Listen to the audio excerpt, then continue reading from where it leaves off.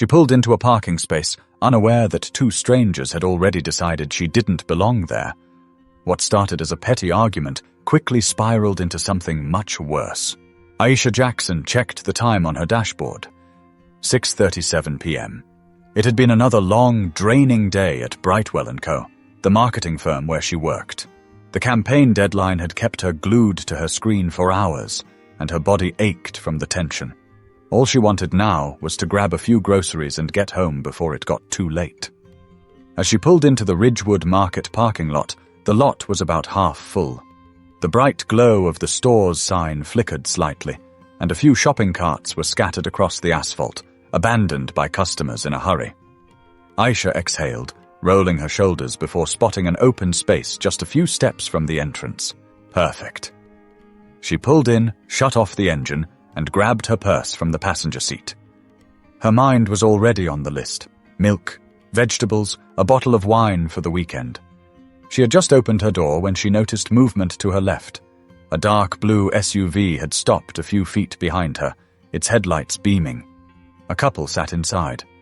The man in the driver's seat gripped the wheel tightly, his knuckles white. The woman beside him was already opening her door, her expression sharp with irritation. Aisha barely had time to react before the woman stormed out. "Oh, you've got to be kidding me," the woman snapped, slamming the car door shut. She was in her mid-50s, shoulder-length blonde hair bouncing as she stalked toward Aisha. "We were waiting for that spot." Aisha blinked, caught off guard. Waiting? She hadn't seen them. Had they really been waiting for the same space? "I didn't see you," Aisha said, keeping her voice calm. "I'm happy to move if you were here first," but that wasn't enough. The man, tall, broad, and stiff with agitation, stepped out too, his gaze locked onto Aisha like she'd committed some personal offense. "Of course you didn't," he muttered under his breath, his voice dripping with sarcasm. Aisha paused, suddenly more aware of the tension crackling in the air. The woman, now standing a few feet away, scoffed loudly. "You people always think you can do whatever you want." The words hit like a slap. Aisha's stomach clenched, her grip tightening on the car door. "You people." Her first instinct was to ignore it, brush it off as frustration, but something about the way the woman said it made her skin crawl. She wasn't just mad about a parking space. There was something else under it, something uglier. "Look, I didn't see you," Aisha repeated, keeping her voice even. "Like I said, I can move," the woman huffed, placing her hands on her hips. "That's not the point." The man took a slow step closer, his presence looming. "You're not sorry. You just don't care," he said. "People like you never do." Aisha's heartbeat quickened. People like you. There it was again. Her mind raced, debating whether to engage or just get back in the car and leave. But why should she? It was just a parking spot. She hadn't done anything wrong. But the way they were looking at her, the man's clenched jaw, the woman's narrowed eyes, it wasn't just about parking. It was about her. But she had no idea just how far they were willing to take it. Aisha could feel the weight of their stares pressing against her, but she refused to let them intimidate her. She had done nothing wrong. "Look," she said, inhaling deeply. "I don't want any trouble. If this space means that much to you, I'll move my car." She reached for her door handle, but Susan, now fully heated, threw up a hand, stopping her in her tracks. "Oh, no, no, no, no. You're not getting off that easy," she spat. "You think you can just take whatever you want and then pretend to be the bigger person?" Aisha frowned. "Excuse me." "You heard me," Susan said, stepping even closer, her voice rising. "You people always play the victim." Aisha's jaw tightened. There it was again. The coded language. The venom in Susan's voice. She had dealt with people like this before. Passive-aggressive remarks at work, microaggressions disguised as jokes, condescending tones that implied she wasn't supposed to be where she was. But this was different. This was raw, unfiltered hostility. "I'm not playing anything," Aisha said slowly, forcing herself to remain composed. "I parked in an open space, that's all. Daniel, who had been silently fuming up until this point, suddenly lunged forward and shoved Aisha's shopping cart aside. The metal screeched against the pavement, the force of it sending the cart rolling into a nearby curb. "You don't belong here," he muttered, barely loud enough for her to hear. Aisha's heart pounded in her chest. Did he just say that? The air between them felt charged, thick with unspoken intent. Susan smirked, arms crossed, watching her husband with satisfaction. Aisha could feel the heat creeping up her neck. She was outnumbered. The parking lot wasn't empty, but it wasn't packed either. People were walking past, some glancing their way, but no one was stopping. Maybe they thought it was just a typical argument. Maybe they didn't want to get involved. Aisha swallowed hard, forcing herself to stand her ground. "You need to back up," she said, her voice firm now. Daniel let out a dry chuckle, tilting his head as if amused by her defiance. "Or what?" he challenged. Aisha clenched her fists. She wasn't afraid to stand up for herself, but she also wasn't reckless. She knew men like Daniel, the kind who thought they could throw their weight around without consequences. Susan, clearly emboldened by her husband's aggression, sneered. "You're lucky we don't make you move." Aisha stiffened. Make me? Something shifted in the air. Aisha wasn't the only one who noticed it this time. A few bystanders had stopped, their eyes darting between the three of them. Aisha exhaled slowly. She needed to get out of this situation before it escalated further. But she had no idea that Daniel wasn't done yet. Aisha could feel the tension thickening, pressing down on her like an unseen force. The Millers weren't just angry. They were looking for a fight. Daniel squared his shoulders, stepping even closer. "You think you can just walk away?" he taunted, his voice low but sharp. "You're not going anywhere." Aisha's pulse quickened. She instinctively glanced around, searching for someone, anyone who might intervene. A few people lingered nearby, their eyes darting toward the confrontation, but no one made a move. She had seen this before. People didn't want to get involved. They'd rather pretend they hadn't seen anything at all. Susan let out a bitter laugh. "Look at her," she scoffed. "Acting all high and mighty, like we don't know exactly what kind of person she is." Aisha set her jaw. "I'm not interested in whatever this is," she said, keeping her voice level. "I've already said I'll move if you—" Daniel grabbed her arm. It happened so fast that Aisha barely had time to react. His grip was tight, his fingers digging into her skin like he had every right to put his hands on her. A sharp gasp escaped her lips as she jerked back, yanking her arm free. "Don't touch me!" Her voice was louder now, firm enough to carry across the parking lot. A few heads turned. The air around them seemed to crackle with silent anticipation. But Daniel didn't look the least bit concerned. If anything, he looked proud of himself. Susan, emboldened by his aggression, shook her head in mock disappointment. "Oh, so now you're the victim," she sneered. "This is exactly what I was talking about, always playing the poor, helpless—" She said, "Don't touch her." The voice didn't belong to Aisha. Aisha turned her head, and for the first time, someone had stepped in. It was a young store employee, probably in his early 20s, wearing a Ridgewood Market apron. His name tag read Miguel. He stood a few feet away, his hands clenched into fists at his sides. Susan rolled her eyes dramatically. "Oh, great, another one.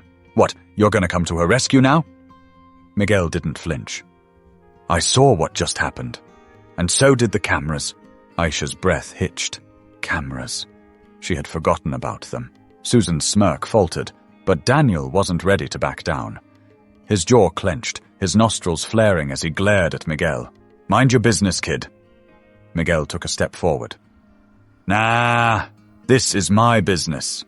And if you put your hands on her again, I'm calling the cops." A flicker of uncertainty crossed Daniel's face. For the first time since this started, the Millers weren't in control anymore. But Aisha had no idea that someone else was already watching. Aisha's pulse was still racing, her arm tingling from Daniel's grip. But now, something had shifted. She wasn't alone. Miguel's presence had disrupted whatever power the Millers thought they had over the situation. Susan huffed, folding her arms. "This is ridiculous. All this over a stupid parking spot." Miguel didn't waver. "You should leave." Daniel let out a slow breath through his nose, his fists tightening at his sides. He glanced around the parking lot. More people had stopped to watch now, shoppers standing near their cars, a mother holding onto her child's hand a little tighter, an older man frowning from a few rows away. Aisha noticed something else, too. A security camera mounted on a pole above the lot. Had it caught everything? But before she could dwell on that, another voice entered the mix. "Is there a problem here?" Aisha turned to see a tall, broad-shouldered man in jeans and a grey t-shirt walking toward them.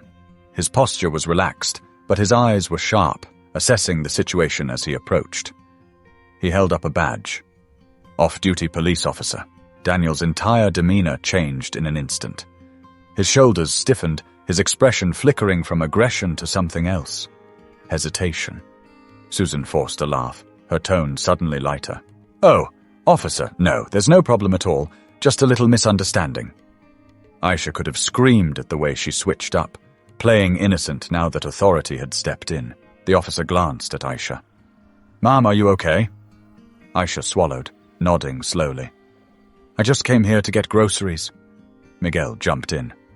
"He put his hands on her. I saw it." The officer's expression darkened as he turned back to Daniel. "Is that true?" Daniel's jaw twitched. "It's not like that. It's exactly like that." Miguel shot back. Susan scoffed, waving a dismissive hand. "Oh, please, she's just trying to make this something it's not." The officer ignored her. "Sir, I'm going to need you to stay right here while I make a call." Daniel's face went pale. Aisha could almost see the realization dawning on him. This wasn't going to be something he could just brush off. Susan grabbed his arm. "We don't have to stand here and take this. Let's just go." The officer lifted a brow. "Leaving the scene after putting your hands on someone? Not a smart move?" Daniel didn't respond. His hands twitched at his sides, but he didn't move. The tension was suffocating. No one spoke. No one moved. And then, from somewhere in the distance, the faint sound of sirens broke through the silence. Daniel swallowed hard. It was too late. The wail of sirens grew louder, cutting through the thick silence of the parking lot. Daniel shifted his weight from one foot to the other. His jaw clenched so tight it looked like it might crack. Susan, on the other hand, went stiff, her eyes darting between her husband and the approaching officer. "You actually called them?" she hissed under her breath, her voice barely above a whisper. The officer didn't acknowledge her. He kept his eyes on Daniel. "Go ahead and stay right here," he said, his tone calm but firm. "I'd hate for this to turn into something worse than it already is." Aisha exhaled slowly, the tension in her chest easing just a little. For the first time since this all started, she felt like she could breathe again. But she wasn't foolish. She knew how quickly things could shift. Daniel must have known it too, because instead of arguing, he let out a slow breath, as if trying to compose himself. "This is ridiculous," he muttered. "All this over a damn parking spot." Miguel scoffed. "Yeah, sure. That's all it was." Daniel shot him a glare, but Miguel didn't flinch. The younger man stood his ground, arms crossed, eyes steady. A police cruiser pulled into the lot, its blue and red lights flashing against the dimming sky. 2 officers stepped out. 1 male, 1 female. Their eyes swept over the scene quickly, assessing everything in a matter of seconds. The off-duty officer gestured toward Daniel and Susan. "I witnessed part of the altercation. The store employee here saw the rest. There are also security cameras." The female officer turned to Aisha. "Ma'am, would you like to press charges?" The question landed like a weight in her chest. She hadn't even thought about that. She had been so focused on making it out of the situation unscathed that the idea of pressing charges hadn't crossed her mind. Daniel scoffed. "Oh, come on. I barely touched her." Miguel's expression darkened. "You grabbed her." The male officer frowned. "That's assault." Susan let out a humorless laugh. "You've got to be joking." "Do I look like I'm joking?" The officer shot back. Aisha took a deep breath. She could feel the eyes on her, waiting for her answer. She looked at Daniel, who was avoiding her gaze now. Susan, still fuming but suddenly much less bold. Then she glanced at Miguel, the stranger who had stepped in without hesitation, and at the off-duty officer who had ensured she wouldn't be dealing with this alone. Aisha straightened her spine. Yes, Susan's mouth dropped open. You can't be serious. The female officer nodded. All right, sir, turn around. Daniel barely had time to react before he was being guided toward the police car. He tensed, as if he was about to resist, but the male officer gave him a look that made him think twice. Susan, suddenly panicked, grabbed at the officer's arm. Wait, no, this isn't, he's not. Ma'am, step back, the officer warned, unless you want to go with him. Susan froze, her face going red. She looked at Daniel, then back at Aisha. You're going to regret this, she spat.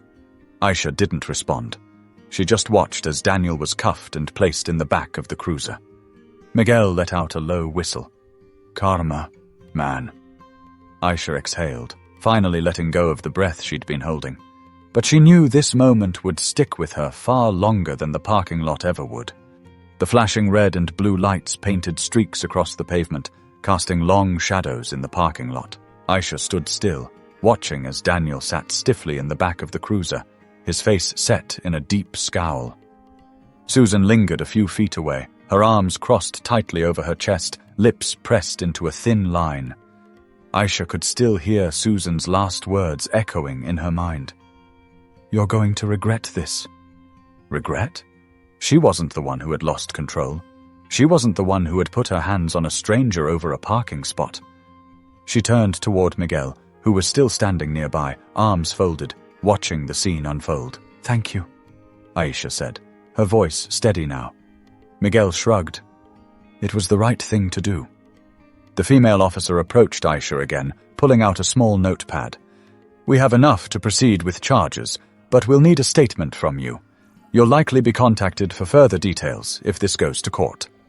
Aisha nodded. I understand. The officer jotted something down. If you change your mind about pressing charges, let us know, but given the security footage and witness testimony, it's pretty cut and dry. Aisha let that sink in. For years she had dealt with moments like these in silence. Passing encounters, dismissive attitudes, the sharp sting of coded words meant to remind her that she was unwelcome in spaces where she had every right to be. But this time, she hadn't been alone. She glanced at Miguel again, then at the off-duty officer, who had kept his distance but had made sure the situation didn't spiral further. The presence of witnesses, accountability, and evidence had changed everything. Susan, still standing near the squad car, suddenly let out a loud sigh. This is ridiculous. We're good people. We don't deserve this. Aisha tilted her head slightly. Good people? Good people don't put their hands on strangers. Good people don't hurl insults when things don't go their way. Good people don't have to remind the world that they're good. But she didn't say any of that. She just gave Susan one last look before turning toward the store entrance. Miguel walked beside her. You sure you still feel like shopping after all that? He asked, a half smile playing at his lips. Aisha let out a short laugh. Honestly, I came here for a bottle of wine. I think I've earned it. Miguel chuckled. Fair enough. As she walked into the store, the automatic doors sliding open in front of her, Aisha let herself breathe. This moment, this experience wouldn't define her, but it had reminded her of something important. Some people never expect to face consequences, but sooner or later, they always do. And that was enough. If you enjoyed this story, don't forget to subscribe for more real-life stories that challenge, inspire, and make you think. What would you have done in Aisha's situation? Let's talk in the comments.